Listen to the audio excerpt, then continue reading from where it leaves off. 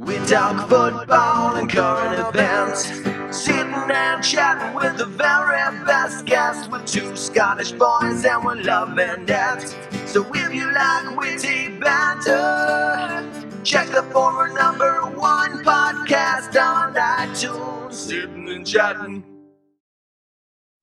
Hello and welcome back to the Sitting and Chatting podcast. I'm Whyte. I'm Allan. Boris Meshkov here.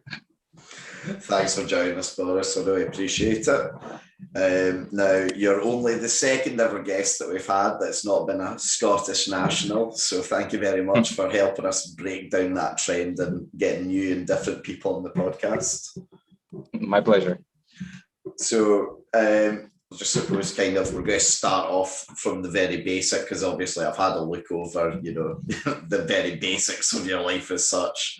We've got also a rough idea of where to go, but we'll bring it right back to the beginning. What's your earliest memory? One more time? What's your earliest memory? Oh, can you rephrase the question, please? Jamie, can you think of a different way to phrase it? Yeah. So, as a kid, what's the first thing you remember about being so young? Oh, just my childhood memories, right? Yeah. Okay, so here's the little introduction. I was born in Russia, and I lived there for almost 20 years. There's not much highlight about my Russian life. It was almost the regular back in the 90s and 2000s, just with the post-Soviet flavor. After I turned 20, I moved to States, and since then started my non-Russian life period. So yeah. So obviously you were sort of, am I correct in saying when you were born it was just after it went from Soviet Union into Russia as well in that period of time? Yes, so the Soviet Union collapsed in 91 and I was born in 92. So it's right. I'm one of the newborn post-Soviet kids of the new generation. So what was that like? Was there a lot of hardships growing up in Russia, or was it quite a relaxed upbringing? Not really. Well, the 90s were tough. Were kind of tough, but I was a kid. I barely remember anything. I was born in probably in the best family in the world. In terms of money, it wasn't poor, but it wasn't rich as well. So I just had a normal childhood with my lovely parents, with my sister, my grandparents, and yeah, it was a good childhood. I think I have to mention that there were some cultural restrictions in Soviet Union in the 80s. So when the Soviet Union collapsed, the Iron Curtain basically disappeared, vanished, and all of the pop culture, of the global pop culture, it was just a huge culture wave to Russia. And I was growing up in that kind of an environment. We didn't have much bands touring. We didn't have much movies going on in the West. Maybe this is the major difference for me personally, growing up in Russia. But besides, it was just a normal life. I went to kindergarten, to school. I had friends. I had a Game Boy Advance, PSP. I was playing video games and watching movies. Yeah, so it was all right. You have all the good stuff in life. Yeah. So, obviously, you've spent a lot of your adult life now in the West as well. So, what would you say have been the main differences that you've noticed from your time in Russia to when you've moved to America and other places in the world? Well, my main goal was to go somewhere, not to stay in Russia. I didn't find myself personally living in there. Maybe it's a level of life, maybe it's Russian people and mentality, but overall I didn't feel myself being in Russia at all. So there was a chance to go to States, the student exchange program, and I was just on the last year of my college. So I took this chance. It was a nice offer to work in Idaho for 3 months as a waiter on banquets for luxury ski resorts, stuff like. Why not? So yeah, this was my chance, and I took it. I went to States for 3 months, but after 3 months, instead of coming back, I performed this badass move, and I just stayed in Los Angeles for almost a year. At that time, I was chasing my film dream. I really wanted to make film, and I was young and curious about that. So yeah, that was a year in America. Oh, nice. So obviously your English is very good. It makes this a lot easier. Like, did you learn English in Russia, or was it until when you went to the States when you first started learning? There is a funny thing about English. So I studied English for 9 years in school. So it was like mandatory daily lessons of English. Okay. And my mom also is an English teacher. But when I came to States, I couldn't understand a single word of what people saying, and as well, I couldn't say anything. So after a year, it was a really good practice and a good booster for my language skills, basically, which I was using till today, till now. So how many languages can you speak now then? 2, and a little bit of Chinese and a little bit of Vietnamese. Always helps. Yeah, you never know when it shoots.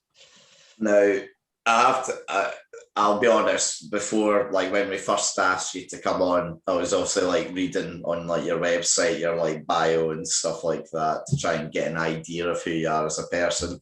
And it says at the age of 7, you hosted your own TV show. Yes. So what was that? I'm curious as to what that was. I should have mentioned that.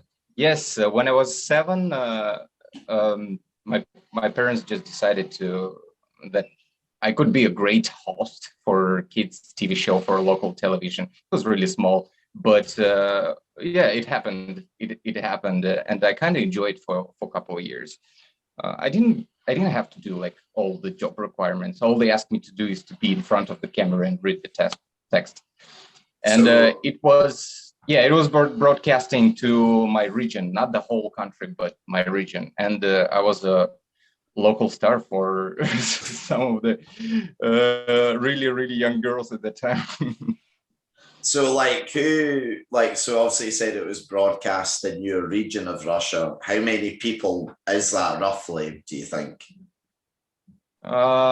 Maybe around 10 million people, or maybe less, 7 to 10 million people. That's quite a lot of people to be on the air to, potentially. Well, that turned out to be really lucky for me. But after 2 years, I decided to quit when I was 9. Yeah, I just didn't feel like doing that anymore. But what was the TV show? What actually was it? It was like 30-minute snippets, daily snippets after the news, for kids. Okay. And it was some kind of more teenage aimed content, discussing some new albums, new outfits, new subcultures, what's going on in the city, but on the like teenage level. Okay, so I find that just really out there.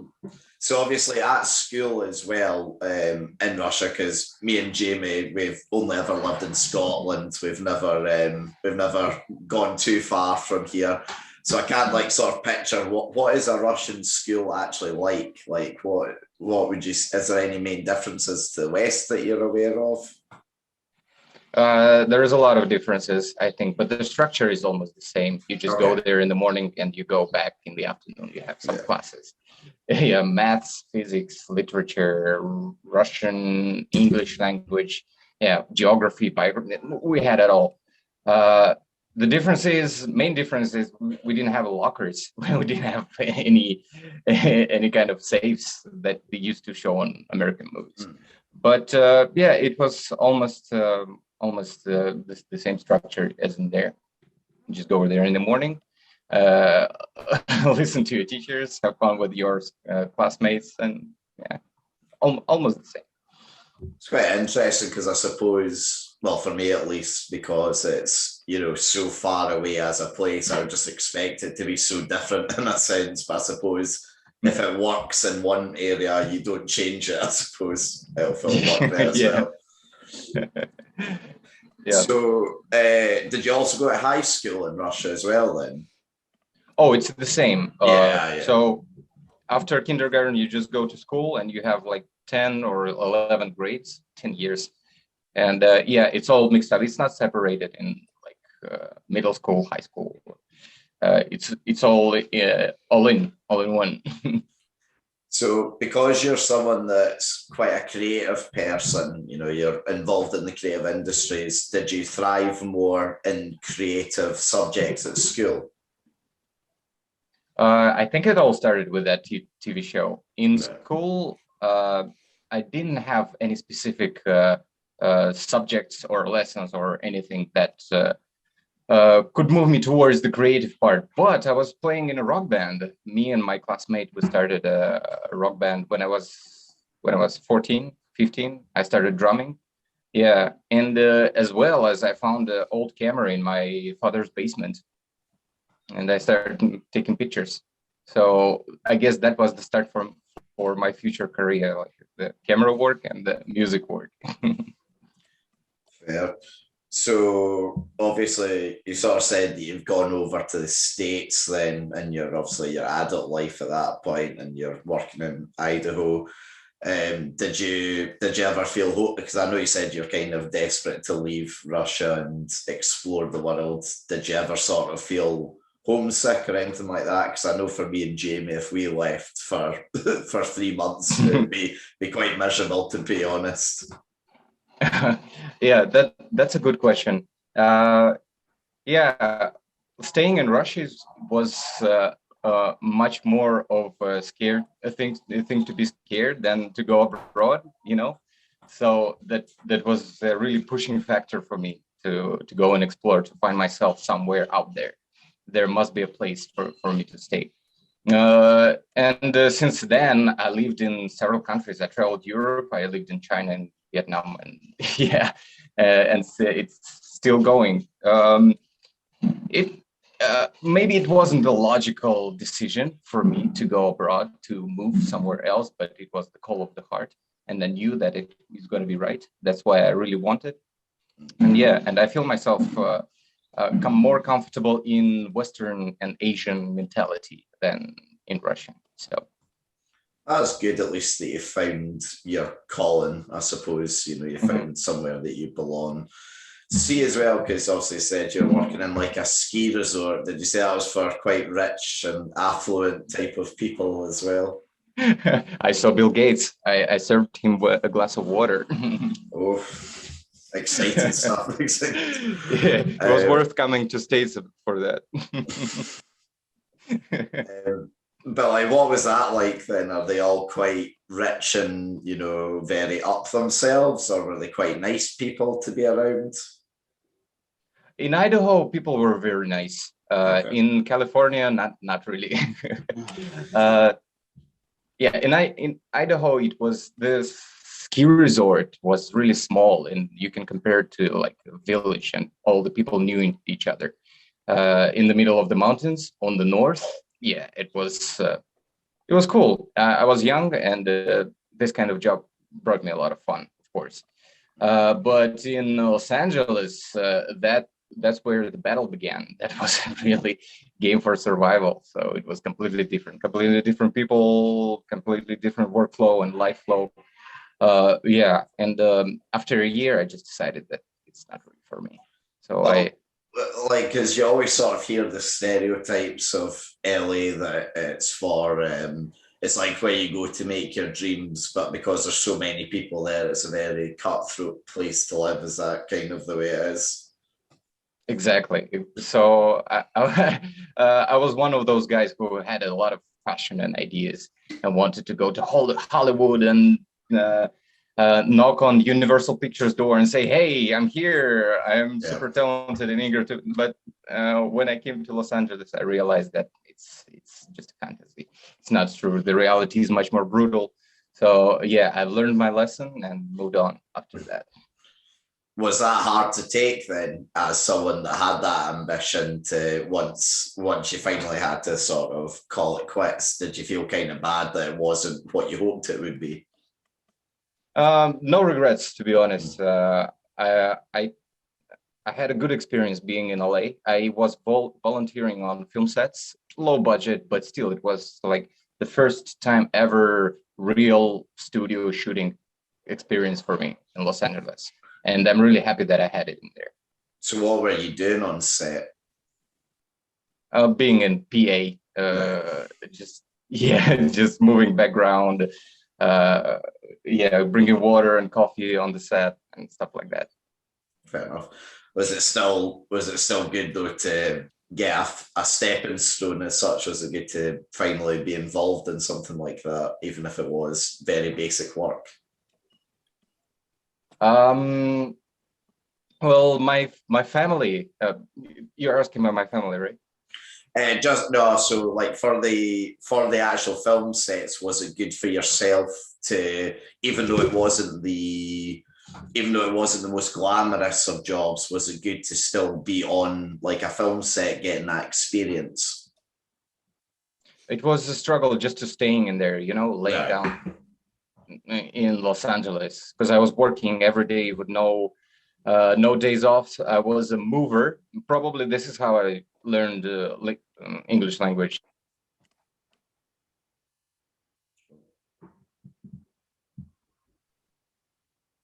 Okay, we're back. Yeah, all good. It's okay. Yeah. So, where was I? You were saying how you're a mover. Oh yeah. Staying in Los Angeles was a job already. So I was working as a mover. Wake up at 7 every day and moving furniture for rich people in Beverly Hills. But that actually helped my English skills a lot. So I was the only guy in that crew, the movers crew, who was speaking some kind of English. They just told me, hey, you're going to be signing contracts and talking to the clients. Okay. And that worked actually pretty well for me. I crafted my the fluency of my English speaking pretty well. Coming back to film, maybe I could have a chance, but the visa problems, the apartment, the rental problems, the transportation problems, it was much more stronger than me. So I decided to go. Fair play. So at that point there, where did you move to from then after LA? After LA, I came back home. I finished my diploma. I got my diploma, finished my college. And I was dating with a girlfriend back in the day from Russia. And after I got my diploma, we just decided to go somewhere. We didn't have any money, and we were not bonded in Russia to anywhere, to our family. We had nothing. And crazy thought, we just decided to go backpacking and hitchhiking to Europe. My girlfriend had some experience in hitchhiking before, so she was my guide a little bit, and I was just curious. I was searching for a good place for me to stay. Okay. And we went on this crazy trip for 6 months, 18,000 kilometers, 20 countries visited, all by hitchhiking, and around $1,000 spent through the whole time. It's not bad for 20 countries. Not bad at all. I have to ask then, what was your favorite country you visited, and what was the worst country that you visited? Just in case me and Jamie are going on holiday anytime soon. Personally, I enjoyed all the countries, all the 20 countries. There must be a worst one though. There must be one that's the best, and there must be one that's the worst. I think Netherlands, Amsterdam, Ghent.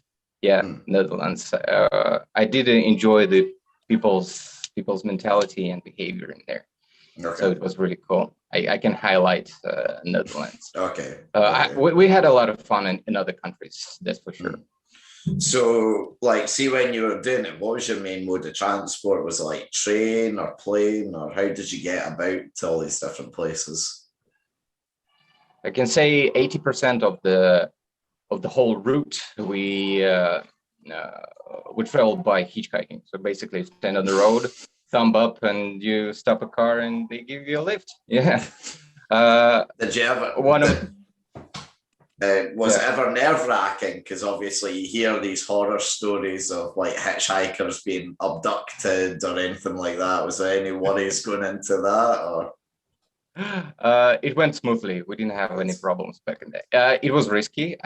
Anyone who wants to go hitchhiking, it's definitely a risk, and there is some danger. But we were maybe lucky to meet only good people on our way, and maybe this combination of a young man and a young girl traveling together works out pretty well. Because when you're catching a car, the driver looks at you and he decides in seconds if he wants to give you a lift or not.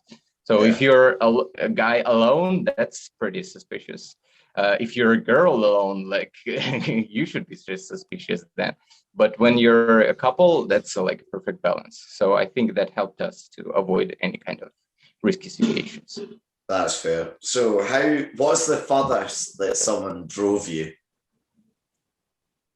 It was a really long run from Berlin to Amsterdam. Yeah, it was a truck. We did it in one day, and maybe we stopped 3 cars, but there was a truck driver who gave us like a really long ride for several hours. Yeah, so he helped us most. That's nice, because I mean, you wouldn't really get that in Scotland, would you? Like, probably not. Like, I wonder how it feels like hitchhiking in Scotland. Well, like I've occasionally seen people that want to go to like the Highlands, like the very top of Scotland, but it's that thing of just like it'll be one guy or one girl on their own, and you're sort of thinking like I could drive them a wee bit up the roads, but also at the same time like am I going to get mugged at gunpoint? Like, you know, what's going to happen here? Like, okay, yeah. I see. It's quite bad of me to feel like that, because obviously 99% of people that do it will be totally nice and totally lovely, but just feel like it isn't worth the risk at certain points. Yeah, I agree with that. So during this trip then, so like did your girlfriend plan out the route, or did you just sort of go as you pleased? We had a final destination that was Barcelona, so we were aiming at Barcelona, and everything that's between Russia and Barcelona was our goal to discover and to explore, you know. So we just were aiming at Barcelona. We got our visas for 6 months, and we were deciding like a week before where we should go next, booking the host on Couchsurfing. Oh, I should mention this thing also. The Couchsurfing worked very well for us back in 2015. Yeah. So it's in a website with hosts all over the world who can give accommodation for travelers for a couple of days, show them around. So get some connections. And we were using that website a lot, and it worked out pretty well. We met a lot of cool people, and we stayed for free. That's definitely the benefit. So these people, like, you just show up at their house, you'd obviously show them your documentation, and then they'd be like, yeah, come on in, there's your bed. That's all good, basically. Sometimes it was like that, but there was some certain level of trust. On the website, there was some kind of rating, and me and my girlfriend, we had like the perfect rating, perfect reviews. Like all the people were texting, commenting under our profiles that were really nice, because we were really nice. It helps you then get somewhere else to stay after that as well. Yeah, it definitely gave us more chances to have a good host. Oh, that's good. So did you ever see anything strange while staying at one of these places, like anything odd? Not really. We had a couple of not nice hosts. I'm not calling them bad people, or they were just not nice or not on our wave. But most of the time, weird positive stuff was happening. When we arrived in Serbia, there was a Serbian host, and when he discovered that we're from Russia, he went nuts. He was like, "Whoa, please stay at my place. He cooked us a lot of food. He prepared us. Yeah, he gave us a tour around the city, and he was extremely nice. So yeah, I can Just call that because they thing found someone from the east that you hadn't probably seen for a long time. Or... totally unexpected. So that was weird for me in a good way, that's for sure. And maybe I can remember the moment in Georgia. It's a border country with Russia, the first country we go to Russia. Extremely friendly people and extremely tasty food in there. We did really enjoy Georgia. But we stayed with one guy, the old Georgian guy, and he was really weird. He invited us to his place. We stayed there for a night, but the next day he kind of wanted us to work in the garden or something like that. He started giving us rides to his family members. We start drinking, and it was kind of really unusual for us, maybe a little bit weird. So yeah. So was there a reason maybe he wanted us to be his family? maybe it was lonely. So you also said Barcelona was the final stop. Was there a reason why that was the final stop? It worked perfectly for us. When we stopped in Barcelona, we got our ticket back to Russia, because by that time we were totally exhausted. We were completely exhausted of this wildlife style. Sleeping in a tent sometimes, standing on the road for several hours sometimes, just trying to catch a car. So after 6 months, it was really exhausting. So Barcelona was a perfect spot to get back to Russia. Oh, that's fair enough. I mean, I'll be honest, I love the idea, but I can never do it. And I know for a fact Jamie can never do that as well. I could, like, is there anything worse for you, as I thought? Nah, I could now. No chance. Never. Well, that was really interesting, that kind of adventure. It wasn't like being a tourist. It was being an adventurer. So we weren't going to museums or touristic sites or something like that. We were just discovering people. We were hanging out with the local guys, and it was like really human level, nothing much to expect. We weren't going to the bars or clubs or that kind of stuff. We were just investigating the interior of every country. The social interior. So see if there's anyone listening that might be thinking of doing like a gap year or going traveling. What would be like the main bit of advice you would give someone if they were thinking of doing that? What do you mean by that? Like if someone tomorrow was to say do a trip like the one you done, what would be the best bit of advice you could give them before their trip? Just do it. Just do it. This is the most interesting thing about the adventure: unpredictedness and like not having a plan. Approximate plan, going to Barcelona is good, but being free in your decisions and like drifting around the earth and meeting different people, that's the beauty of it. So if you have enough courage to start it, just do it. Just do it. Listen to your heart, and it's going to be fine. Fair enough. So am I right in saying after you completed your trip, you then moved to China? Is that correct? Yes, we went back to Russia and stayed there for some time. And yet again, the decision was to leave and go somewhere else. In 2016, go discover, come back, go discover. In 2016, it was an interesting call to go to Asia, to go to China. I'd never been to that area before. And again, it was hitchhiking, two months of hitchhiking to China, through Mongolia, through Russia, through the North China. And we ended up in the middle of China, in the city of Xi'an, when we received the offer to become English teachers. So back in the day in 2016, it was like it was hype having a foreigner as a teacher in local training school, because Chinese parents were paying crazy money for their kids to be able to communicate with a Westerner, and you don't even have to be an English teacher. And in some cases, you don't even have to speak English. They will hire you just because you're white. Yes. And they were paying ridiculous amount of money for that. So how could I say no to that? Yeah. I was really tired of this wild life, so I decided to lay down low for a while. Yeah. I've had a few friends that have gone over to China for various periods of time, and one that still lives out there. And it was the same thing. He got offered to be an English teacher just because he was white and he didn't speak great Chinese at the time, but that's why he was offered it. Which is mental to think about, but you never know. So yeah, what was that like then? Like teaching in a Chinese school? What age ranges were you teaching?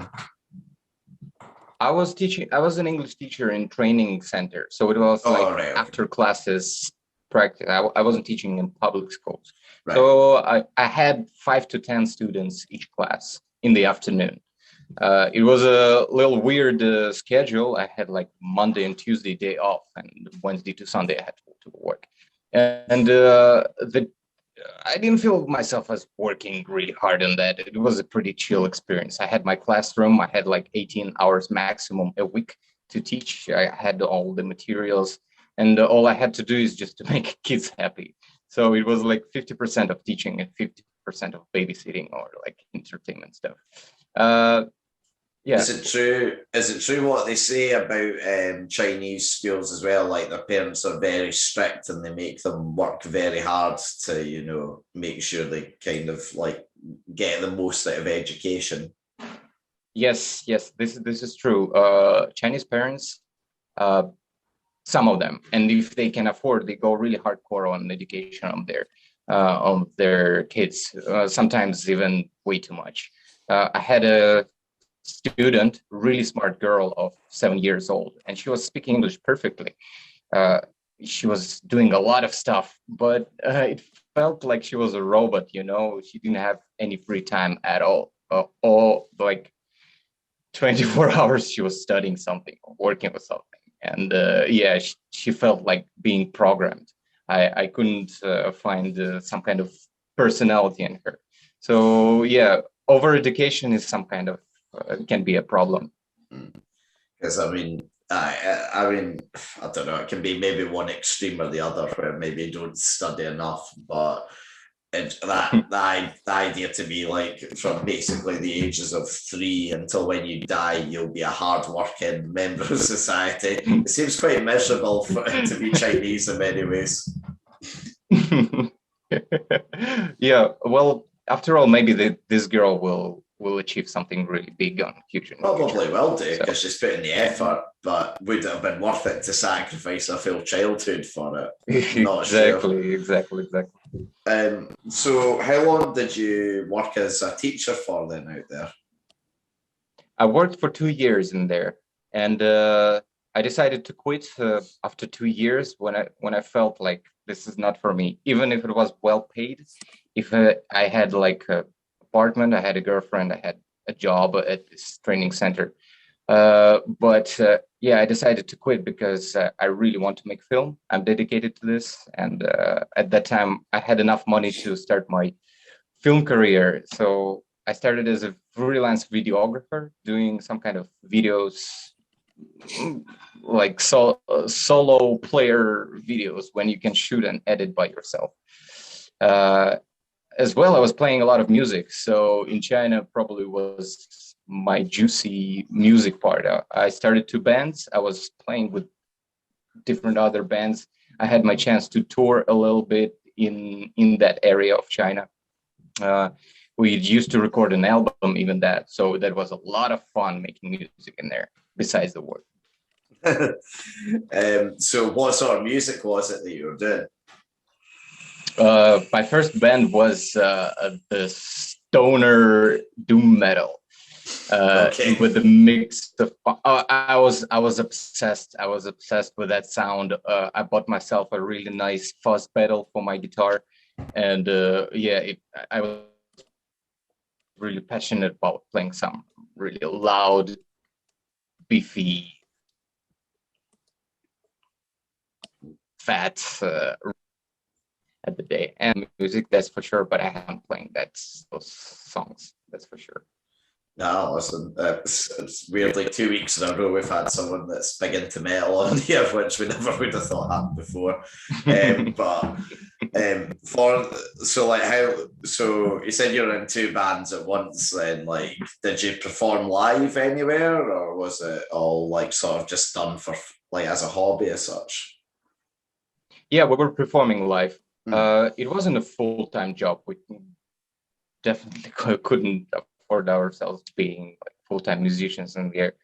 But in our free time, we were spending our time in practice studio. We were writing songs, rehearsals, and in Shenzhen there were live venues, like big live venues with good equipment that we had a chance to play at. Certainly, we weren't popular. We didn't have like groupies or stuff like that. But yeah, I had a little piece of like being a rock star in China. It was a low scale, but it was there, and I felt it. So, has that continued today? Is that something that you still do to this day, or have you moved on from that now? Currently, I don't do music. Since I've moved to Vietnam after China, I'm focused on film, strictly on filmmaking. Okay. Something that involves big production and being on set. Okay. So as someone that done media at university, it's my sort of ambition to get into it one day. So I'm interested to hear how it sort of happened for yourself. So obviously you said you finished China with enough money to kind of start up yourself and you're all good to go. So were you planning on starting making film in China, or was that in Vietnam that you started that? After 2 years of teaching English, I had 1 more year in China to jump into the media industry, I should say. And I've met a guy in there. His name is Ben. We wrote a script for a movie, and we were just about to start shooting the film, just an indie one by ourselves. But suddenly, in the middle of the process, I got busted by Chinese police officers for smoking marijuana substances, you know, the weed roll, the joint. And yeah, I was detained and deported. Oh, shit. in the end of 2019 for smoking pot.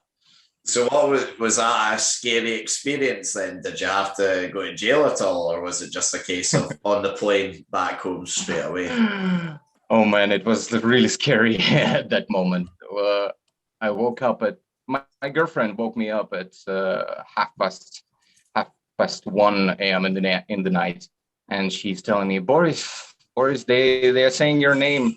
They're standing in the door and they want to see you. And imagine waking up to a thing like that. You open it.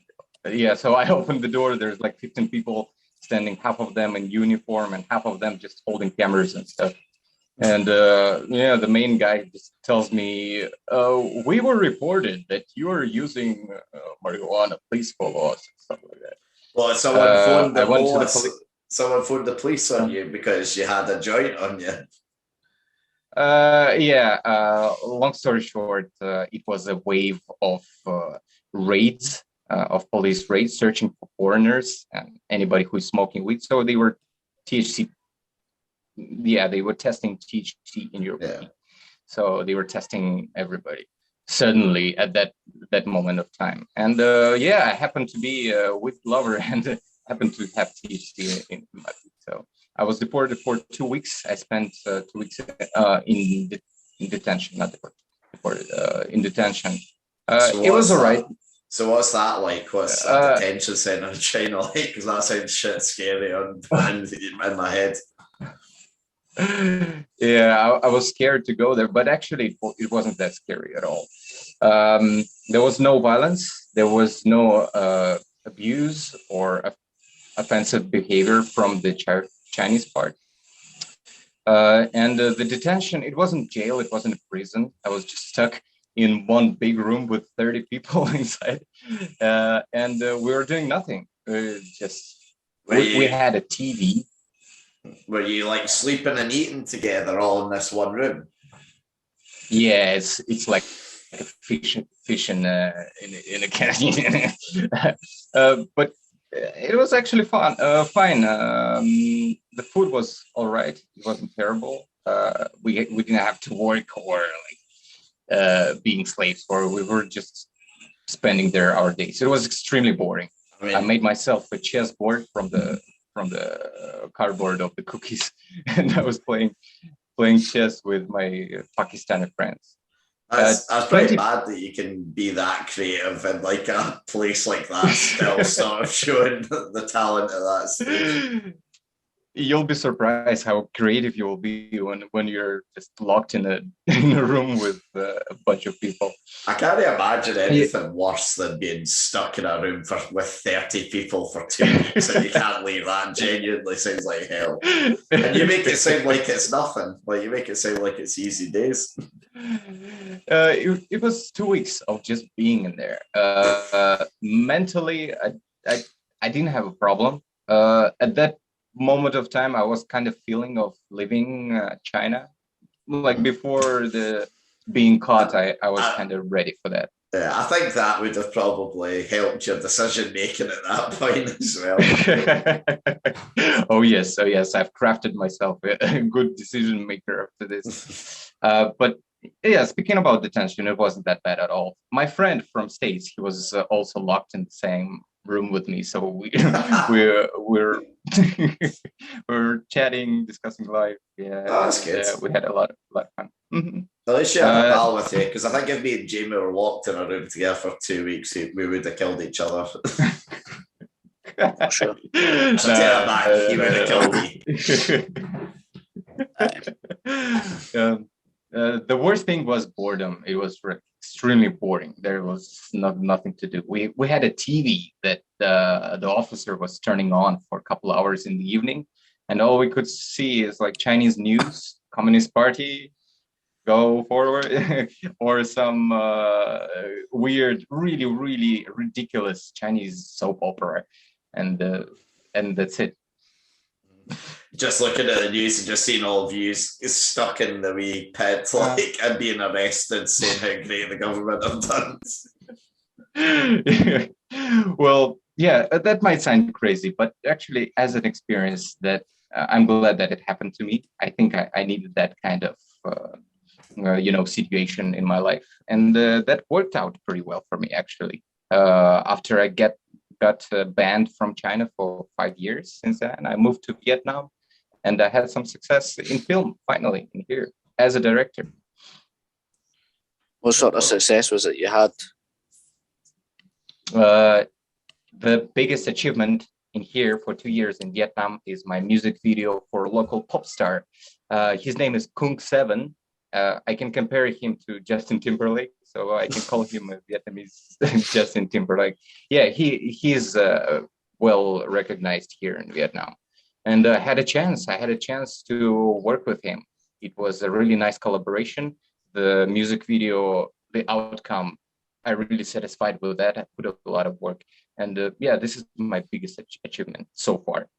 And another one I should mention, the project that hasn't finished yet due to its being complicated, is Saigon 3000, the cyberpunk sci-fi series for Netflix in Vietnam. I wrote several scripts. I was pitching all around. I made a website about this, and I was just about to start it. But yeah, it turned out to be a little bit complicated, so now it's on hold.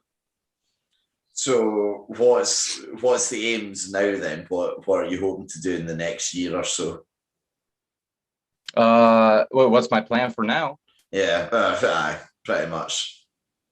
Yeah, it was a tough year here in Vietnam due to COVID and stuff like that. So I just decided to come back home again to visit my parents. I haven't seen my family for 2 years, and 2 years before, so it was a really big gap since I haven't seen my home. So I guess I'll get it back home, but I'm dedicated to being a director to film, and this is 100% that I'm going to be busy in the future. Oh, decent, man. Is that like, do you have like any plans then to go back to Vietnam and do the work over there as well? Or are you thinking maybe to try it in Russia now? Vietnam is a good surface for filmmaking right now. It's growing. It's not that big as Korea or Hollywood or Japan or even China or in Europe, that's for sure. No, but I should say that Vietnam is growing economically and like in terms of film as well. The only problem that Vietnam is facing right now is the censorship. There's still a communist party in here, and they have like ridiculous, outdated laws about restrictions. What should you show in the movie? The local directors of Vietnam, they were making feature films about poverty, about violence, about that kind of stuff. And those movies, they were banned. So all the investment was just disappeared, all like everything. And those directors, they don't have a chance to make a feature for now. So yeah. See if so see, obviously you're talking about the censorship laws over there, and it'll be the same in other countries as well. See if that's then banned, like say if they say to you, you can't show this in Vietnam, can you still show that in other countries then? Or is it just banned in general? The footage will be destroyed? Yes, some kind of that stuff. If you shoot it in Vietnam and if you want to broadcast it in the theaters or anywhere else, you need a permission from the government. And this is the tricky part. So if they see violence, if they see bad portrait of a local police or any swear words, nudity, it's really stricken here. So yeah, the real directors, they like Vietnam has talent. They have great directors, genius directors in here, but they didn't have a chance to make their own movie, what they really want, because of those restrictions. Do you think then as well they're going to maybe move on from there then and maybe try and explore other regions and potentially, you know, become, you know, directors for other countries if they have got the talent? There is a Vietnamese director. His name is Trang Hung. He made a movie Cyclo, and he did a movie Norwegian Wood.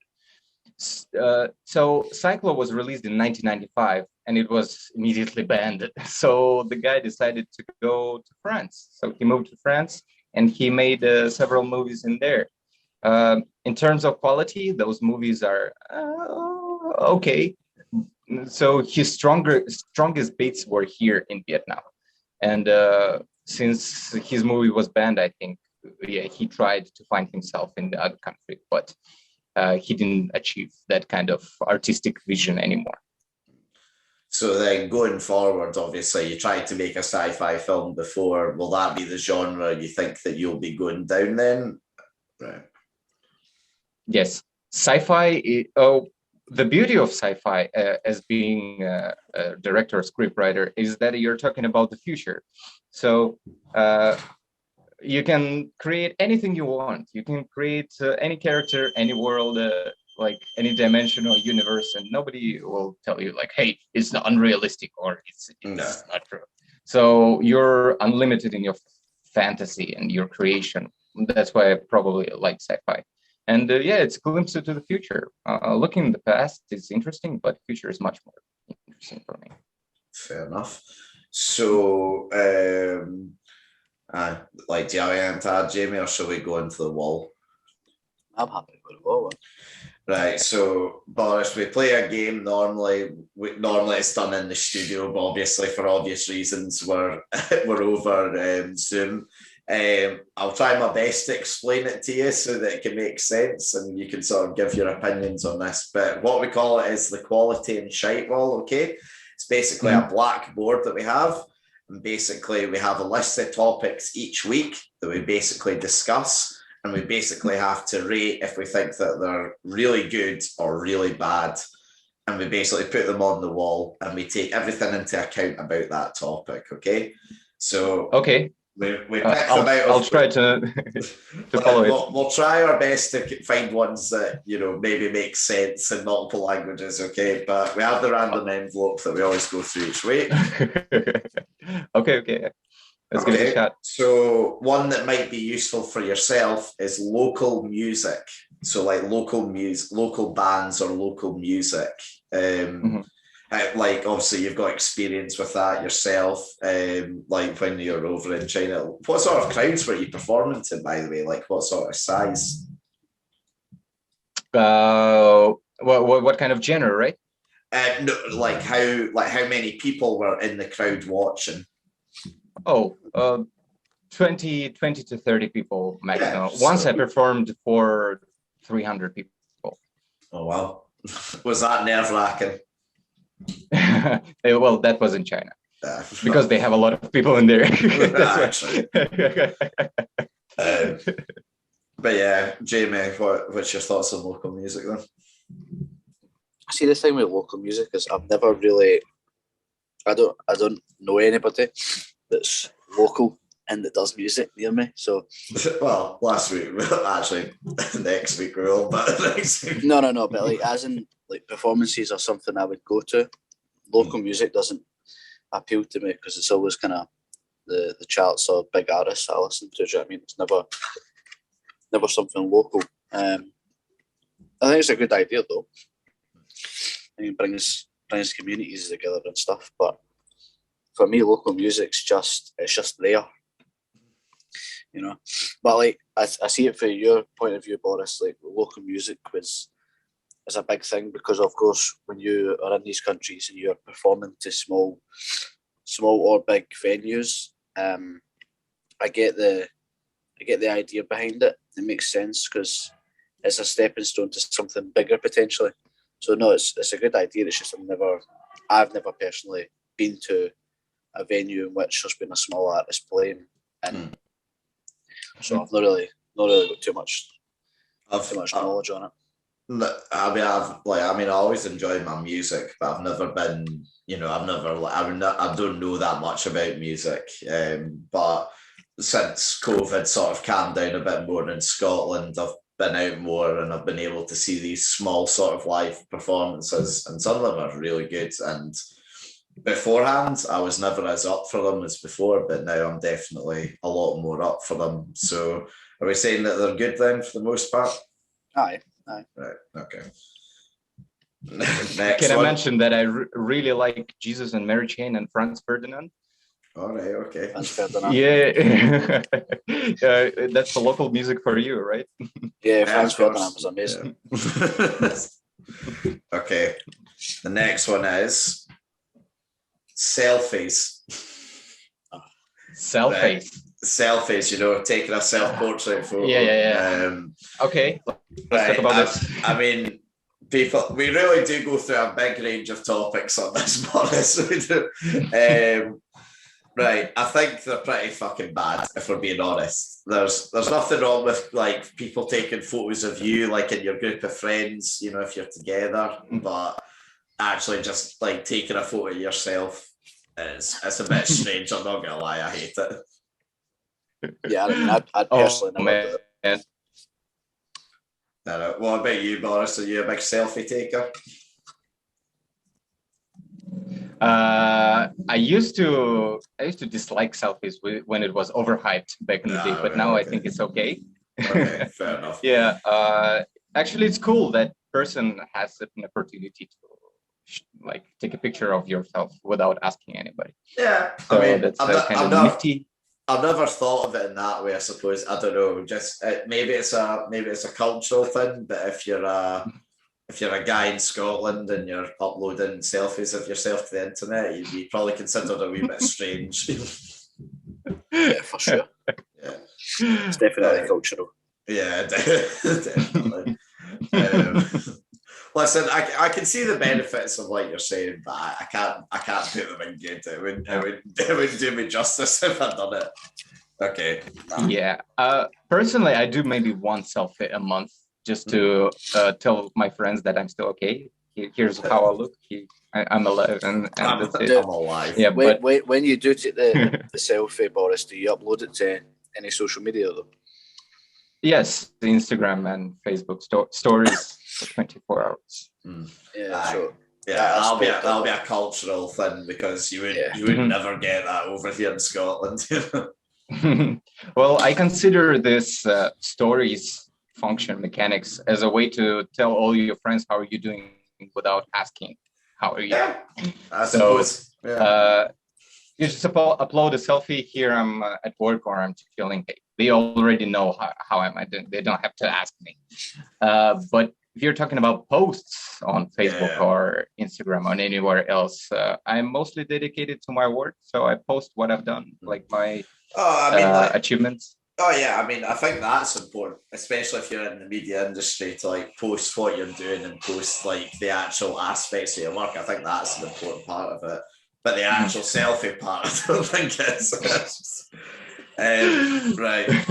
That's the next one. Okay. We've got Skype now, the enemy of Zoom. Okay. What is that? Like, the video talking platform Skype. Okay. Yeah. Have you ever used it at all? It's shit. It's so shit. No, I never used it before. It's fucking. It makes Zoom look incredible, and Zoom's subpar at best. Like, Yes, I know there are some platforms out there for podcasting, but Zoom works the best. So. The only reason we use this is because you can record it very easily. That's the sole reason we use Zoom. Yes. But yeah. Sorry. Yeah. I used to record several podcasts during this month and the past month with States, Europe, and all over the world. All right. And using anything but Zoom, facing terrible connection problems. So imagine having a call from Vietnam to anywhere, like in States or Scotland. Any other platforms, they have problems, like major problems of connection. But Zoom works pretty fine. So.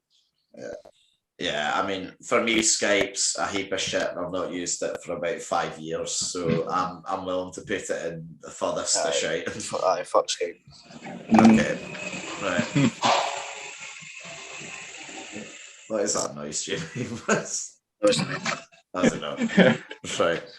Next one. Oh, easy for you then, Boris. Rock music. Yes, I am the guy to talk about that.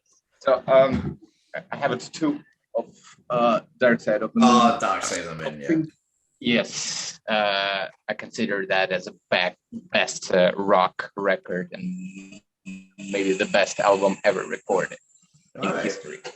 So do you, like, is rock music like the music you listen the most to on your free time?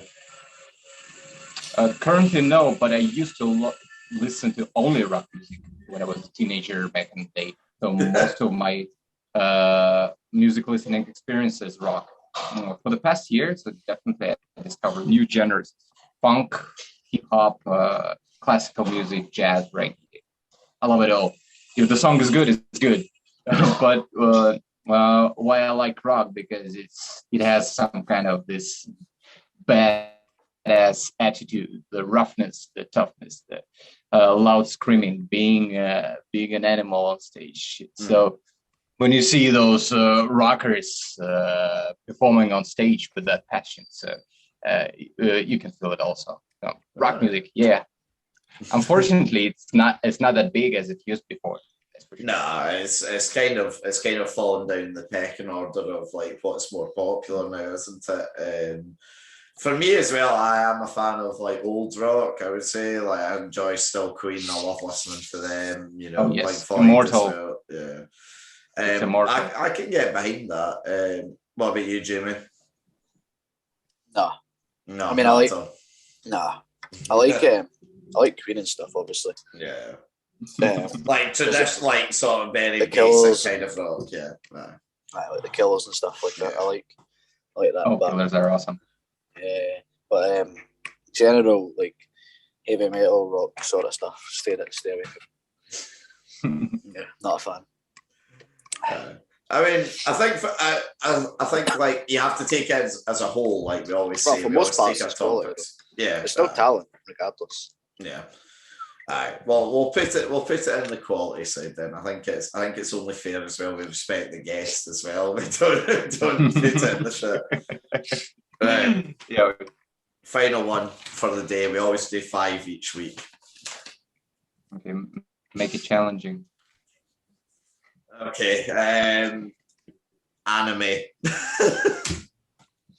Okay, that's a turnaround, 180 degrees. Yeah, go on then, Boris. Do you like anime? Do you not?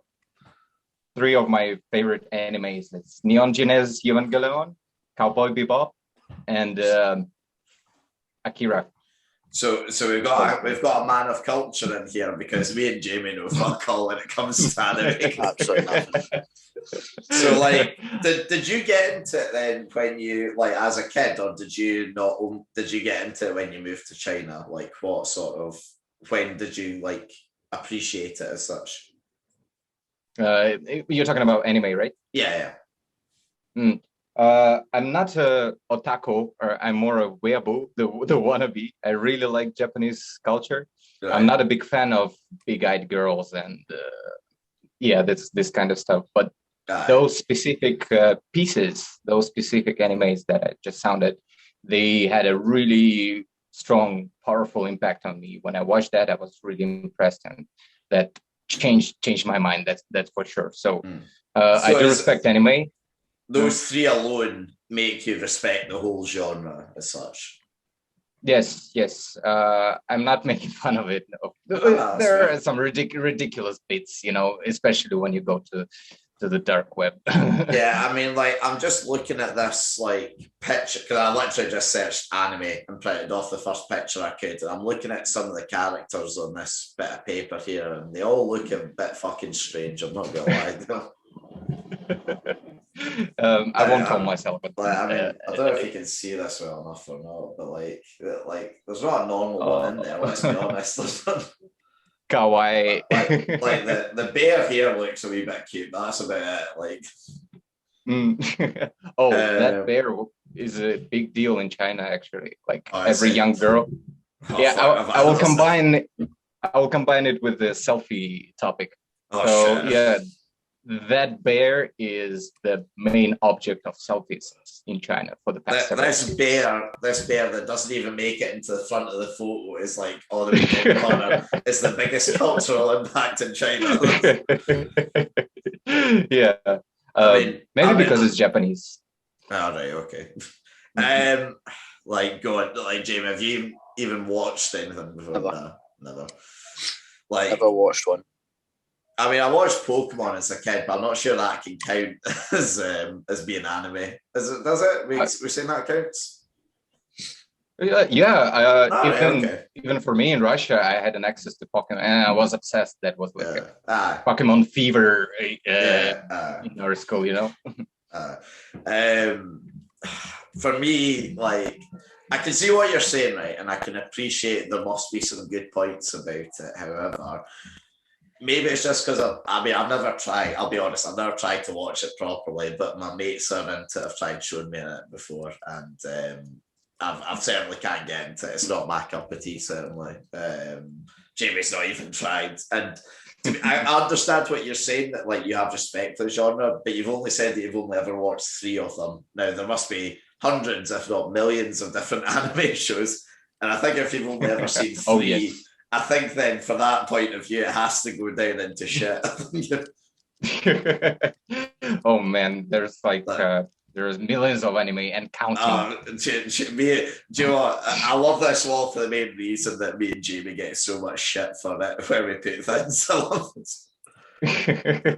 But it does go on the shite side. Only because I've not given it a good enough go. Yeah, but I mean, like, will you ever? No. Yeah, exactly. Right. That was the end of the quality and shite wall. Now, before we finish up, Did I win? Boris? Yes, you did. Before we finish up today, however, Jamie's going to explain the next game that we do, where we finish off with each guest. Right, Boris, the game's called Hot Seat, okay? Okay. Now, on this game, what will happen is I'll give you a letter. I'll do it, sorry. All right, okay. Well, Liam will give you a letter, okay? And from the letter, what you have to do is he'll then read out 10 sort of different topics. So he may say places in Europe, okay? Now, with that letter that you have chosen, so for example, if your letter was S and it's places in Europe, you can say Spain. Mm-hmm. Okay, and he's going to give you 10 topics, one after another, and the idea is to get as many correct and as quick as possible.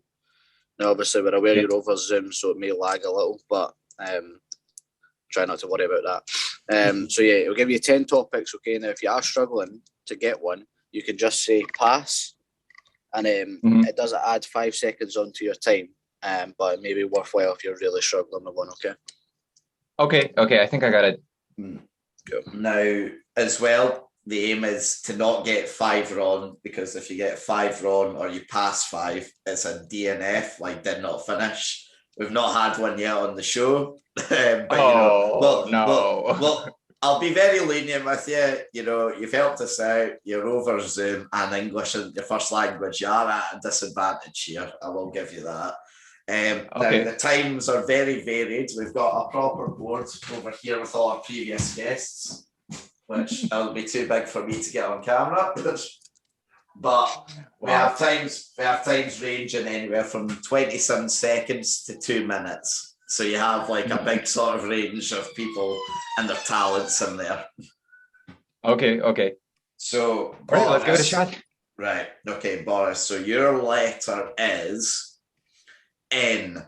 Would you like to stick with N, or would you like another letter? N? Okay, I'll go with N. Okay, brave. Right. You ready? Yeah. 3, 2, 1. Movie titles. No Country for Old Men. Something you're afraid of. Nothing. Hobbies.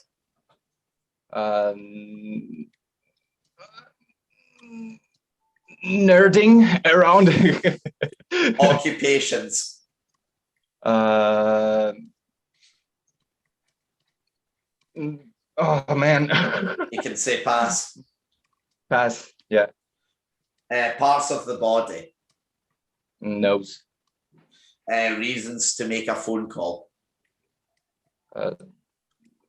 Novelty. Types of weather. Nice. Fictional characters. Nosferatu. Video games. Nintendo.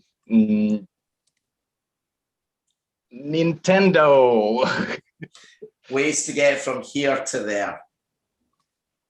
Pass. Okay, so I'm just having a wee look on the board.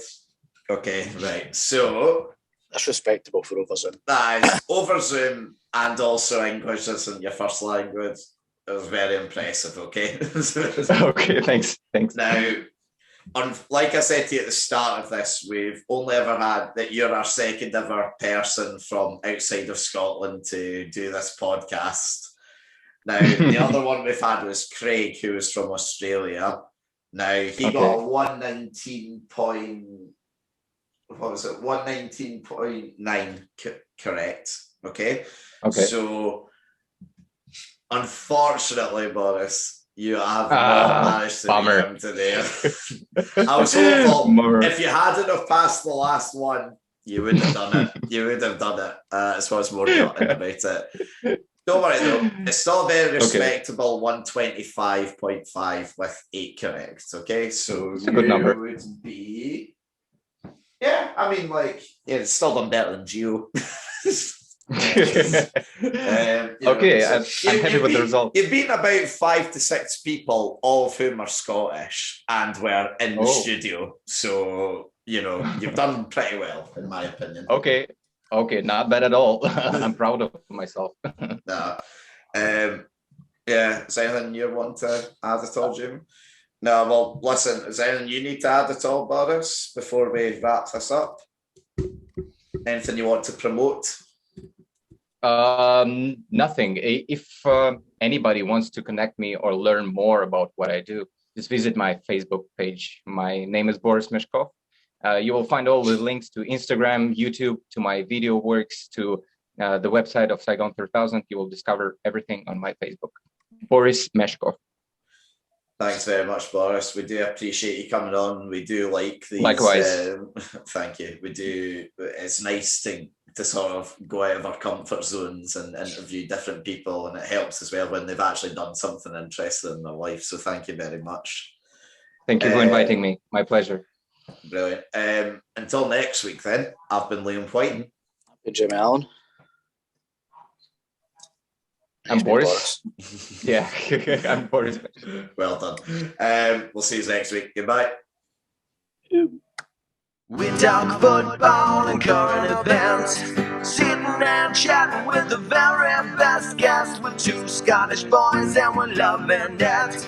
So if you like witty banter, check the former #1 podcast on iTunes, sitting and chatting.